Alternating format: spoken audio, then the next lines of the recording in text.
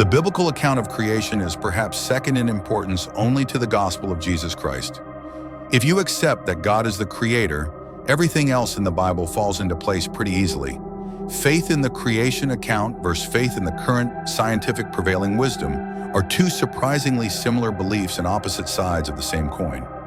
You either have faith that there is a supernatural creator, or you have faith that all matter, order, and information appeared from literally nothing, and scientists can't even settle on what nothing actually is.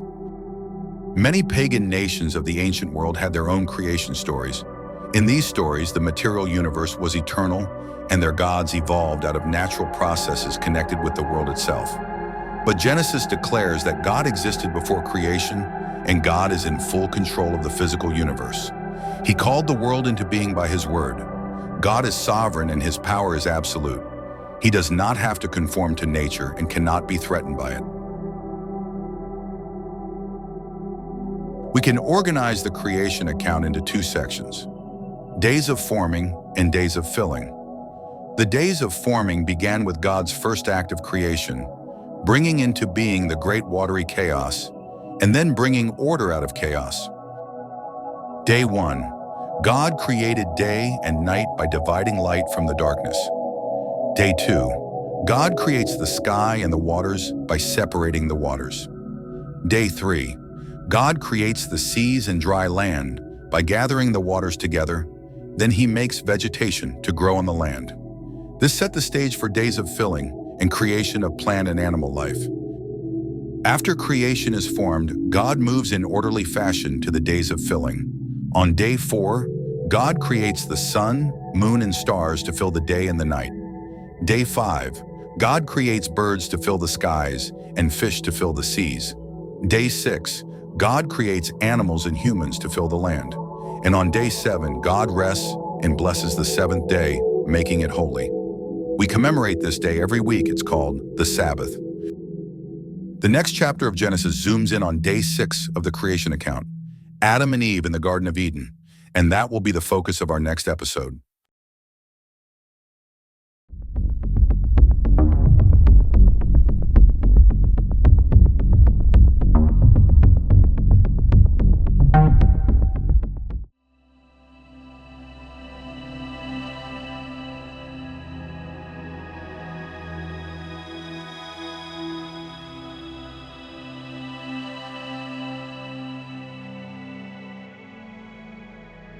The panoramic view of creation in Genesis chapter 1 is immediately followed in chapter 2 by a complementary account of the 6th day that zooms in on the creation of the first humans, Adam and Eve, who are placed in the Garden of Eden.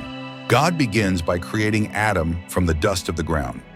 All the ingredients found in our bodies can be found in the ground, such as carbon, oxygen, hydrogen, calcium, and many trace elements. It's not obvious, but it is verified by science. However, putting all these elements together does not make it alive. God breathed into Adam's body of dust, the divine breath of life, and man became a living being. We also read that God made man in His own image and likeness. In Genesis 1 verse 26, the exact words are, "Let us make man in our image, according to our likeness."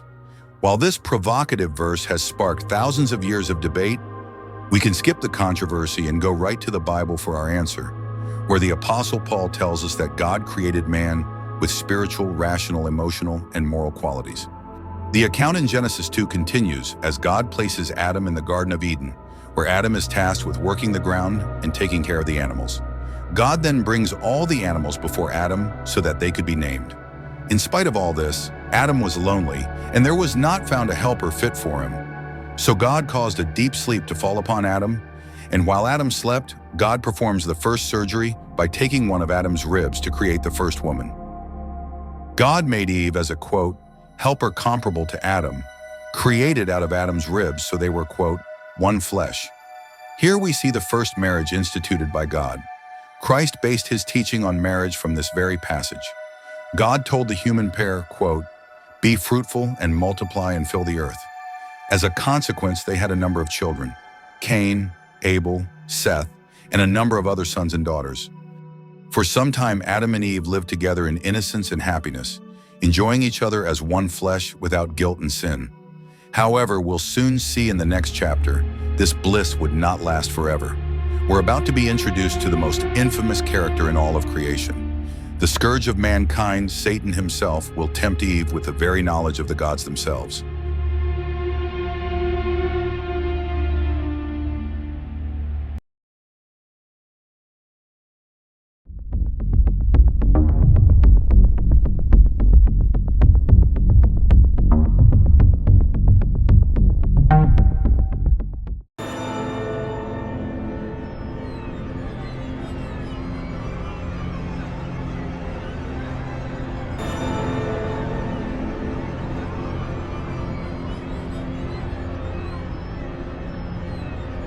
Somewhere between creation and original sin, there exists a gap in the biblical narrative.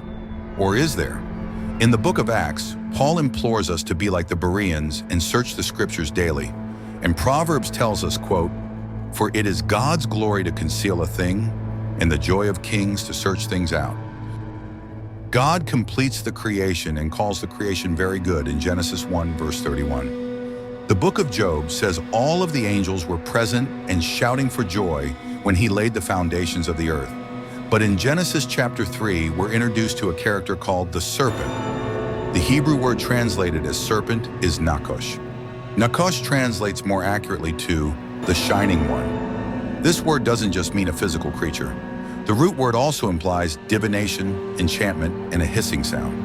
The connection to divination suggests a perceived link between serpents and hidden knowledge, whether legitimate or deceptive. The hissing sound further contributes to the serpent's mysterious and sinister aura. The book of Revelation confirms the identity of the Shining One, and the great dragon was thrown down, that ancient serpent, who is called the devil and Satan, the deceiver of the whole world. He was thrown down to the earth, and his angels were thrown down with him. We see that somewhere in between creation and original sin, a tragic event occurred in heaven itself with cosmic consequences.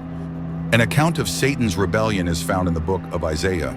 "How are you fallen from heaven, O day star, son of dawn? You said in your heart, I will ascend to heaven. Above the stars of God, I will set my throne on high. I will sit on the mount of assembly in the far reaches of the north. I will ascend above the heights of the clouds. I will make myself like the Most High." The prophet Ezekiel gives another account of the fall that places Satan in the Garden of Eden. "You were in Eden, the garden of God. You were an anointed guardian cherub. I placed you on the holy mountain of God. You were blameless in your ways from the day you were created, till unrighteousness was found in you, and you sinned. So I cast you out as a profane thing from the mountain of God. Your heart was proud because of your beauty. You corrupted your wisdom for the sake of your splendor, so I cast you to the ground." The story of Satan's rebellion is yet to reach its final conclusion, but here the biblical narrative clearly points to a fall after the creation and Satan's responsibility for the original sin of mankind.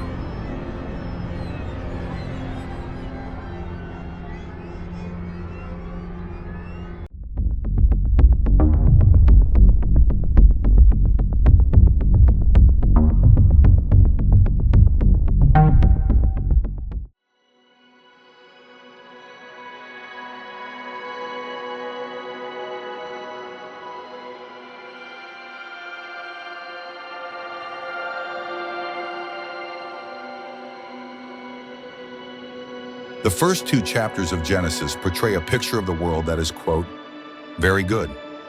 God put the first man and woman in the Garden of Eden, a place where they cared for God's creation, and God cared for them. Both Adam and Eve had been living together in innocence and happiness, enjoying a shameless married lifestyle as one flesh without guilt and sin.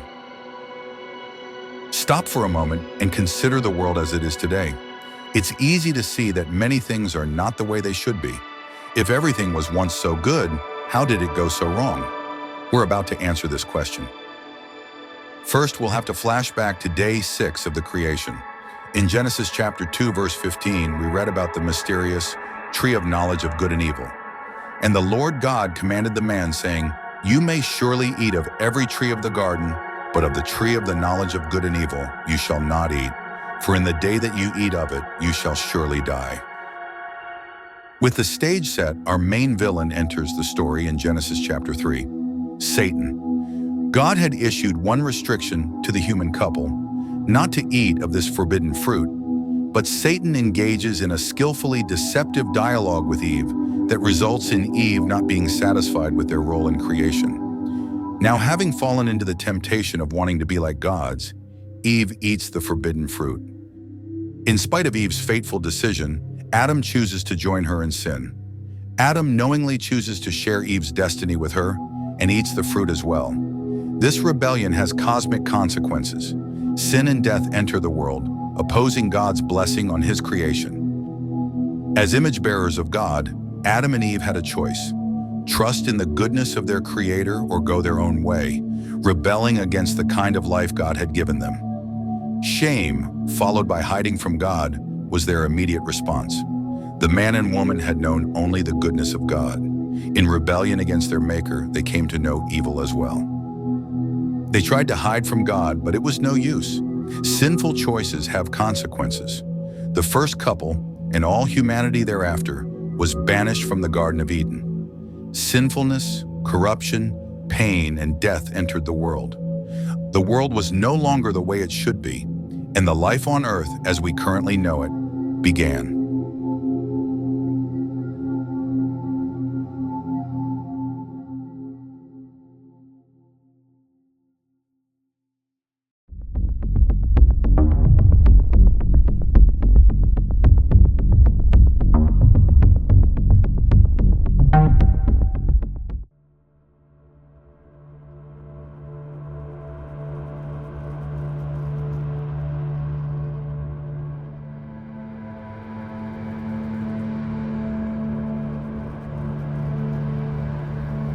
The stories following the expulsion of Adam and Eve from the Garden of Eden in the book of Genesis give a clear, and at times disturbing, portrait of the effects of sin. This is especially seen in the story of two of Adam and Eve's sons, Cain and Abel. Cain, the oldest son of Adam and Eve and the brother of Abel, was a farmer by occupation. Cain brought the fruits of the ground as a sacrifice to God. Abel, a shepherd, brought to the Lord an offering of the firstlings, that is the best quality of his flock. On this particular occasion, it seems that the Lord accepted Abel's offering, but rejected Cain's. Cain became jealous that Abel's sacrifice was accepted by God when his was not. God attempts to console Cain and correct him, but the sin of jealousy would eventually overtake Cain, and he plotted Abel's demise by luring him out into a field and murdering him. Shortly after the crime is committed, God confronts Cain and asks him where his brother is. Cain replies infamously by stating, "I do not know. Am I my brother's keeper?" God replies by telling Cain that Abel's blood has indeed cried out to him from the ground. In a curious remark, Cain states that he is afraid that others will take revenge on him, suggesting that this event may have occurred many years after the expulsion from the garden. Cain is cursed by God, but is mercifully given a mark of protection that none should take revenge on him. Cain moves east to a land called Nod. We may be able to infer from a brief genealogy at the end of the chapter that Cain was repentant. Cain's sons subsequently had the name of God in them, and Cain even established a city named after his son Enoch.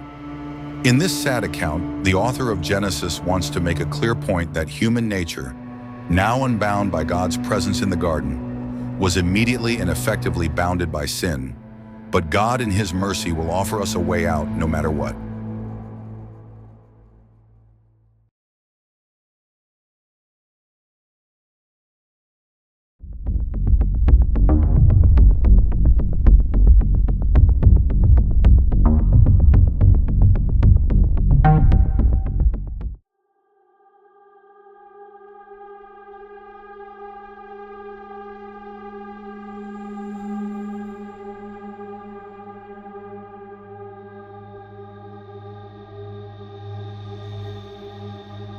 We find a brief account in Genesis chapter 6 that is easily one of the most enigmatic entries in all the Bible.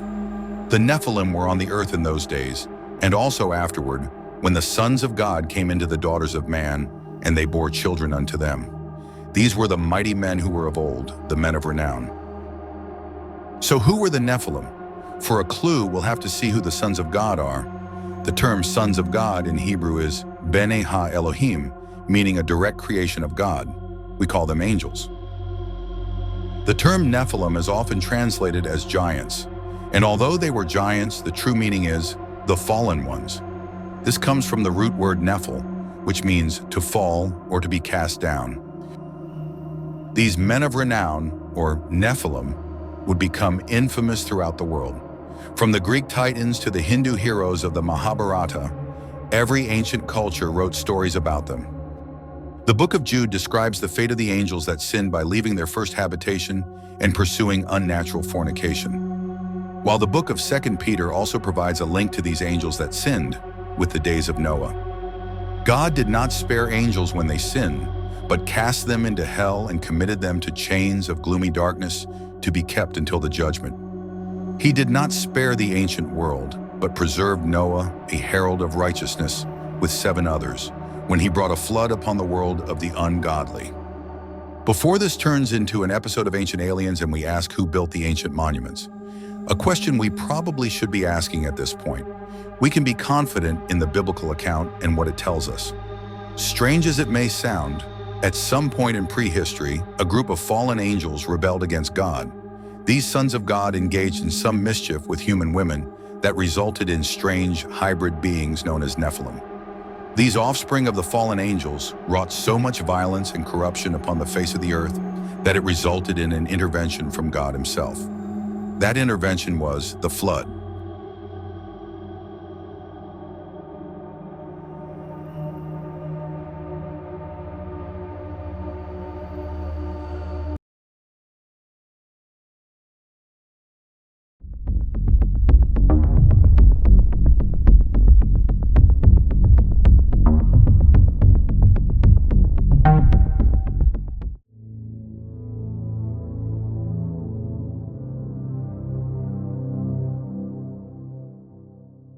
At this point in the biblical story, nearly 17 centuries have passed since Adam and Eve, and the human race has increased rapidly, but so did evil, corruption, and violence. The Creator who had given life in the first chapters of Genesis, here in chapter 6, concludes that the wickedness of humanity was so great that he would take away all the life he had made on the face of the earth. The means of destruction would be a worldwide flood. Yet there was one man who had found favor with God, Noah. Noah was a righteous and blameless person who was perfect in his generations and walked with God. God chose to save Noah and his family from his wrath against evil in the world. Noah's task was preserving all species of land animals and birds by taking them aboard a massive barge to survive the deluge. And by faith, Noah did exactly as God instructed and built the ark. The dimensions of the ark were 450 feet long, 75 feet wide, and 45 feet high. The ark had a deck area of 96,000 square feet, spread over 3 massive levels. The barge was coated with pitch inside and out to ensure watertightness and preservation. The displacement or capacity of a vessel of these dimensions has been estimated at 40,300 tons. This makes the ark comparable in size to the HMS Titanic. And finally, the ark featured a single door on its side to collect its precious cargo. The raging waters kept rising for 40 days, and the ark floated high above the hills and mountains. When the waters finally stopped rising, Noah, his family, and the many pairs of animals faced a long wait for the waters to go down. After nearly a year since the flood began, the ark came to rest on the mountains of Ararat in modern-day Turkey. Noah released a number of birds to determine whether or not the waters were low enough to leave the ark. When a dove returned with an olive branch, he knew the time was near. A week later, when the same dove left and didn't return, Noah knew this was the news he'd been waiting for. Finally, after 370 days in the ark, the waters had receded, and Noah and his family and all the animals exited the ark. God made an everlasting covenant with Noah and all living creatures. He declared that never again would he destroy the earth in a flood. The rainbow in the sky would be the sign of the covenant, a reminder that God will keep his promise.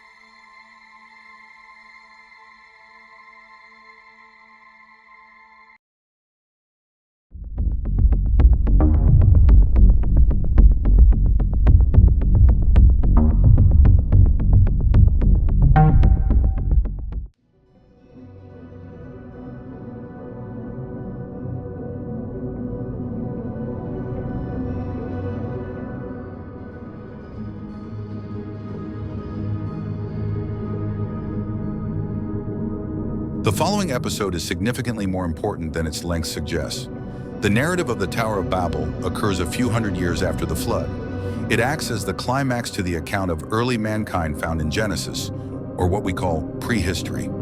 The geographical setting is a plain in the land of Shinar, otherwise known as Babylon. At face value, we read the Tower of Babel as a tale of hubris, defying God's command to spread out over the face of the earth. Instead, a unified humanity decides to gather all its resources and build a great city with a symbol of autonomy in the form of a great tower that will reach the heavens. Humans see themselves as determining and establishing their own destiny without any reverence for the Lord. The Babel story also served as a polemic against Mesopotamian mythology. Eridu Genesis, a fragmentary text found at Ur, Nippur, and Nineveh, describes the goddess Nintur's calling for humanity to build cities and to congregate in one place. Her desire, according to this text, is that humans be sedentary and not nomadic. God demands just the opposite, so that the earth would become populated. The Babel account ends when God comes down to deal with humanity by confusing their languages, resulting in their dispersal upon the face of the earth. Below the surface, however, we're witnessing the conflict being established for the rest of the Bible. God becomes so frustrated with humanity that he gives the people what they want. Deuteronomy 32 tells us, "The people are scattered and their borders are assigned according to the number of the sons of God." Angels.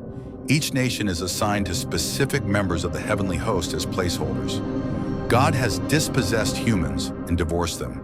The peoples of the earth are split up and given sons of God to rule over them. We know from Psalm 82 that this divine council fails in their responsibility as the peoples begin to worship their heavenly representatives as gods themselves. In the following chapters of the Bible, God calls on Abraham, and through Abraham the nation of Israel will be established and act as a conduit for the rest of the world to worship the one true God if they choose to do so. It is through Abraham that all nations will be blessed. The world versus Israel starts here, at this very plain in Babylon. The Tower of Babel incident frames the context of the rest of the Old Testament and the New. "And on this rock I will build my church, and the gates of hell shall not prevail against it." Through the Messiah, Jesus Christ, God will move to take back all of the nations, ignoring the boundaries of the divine council to regather his human family.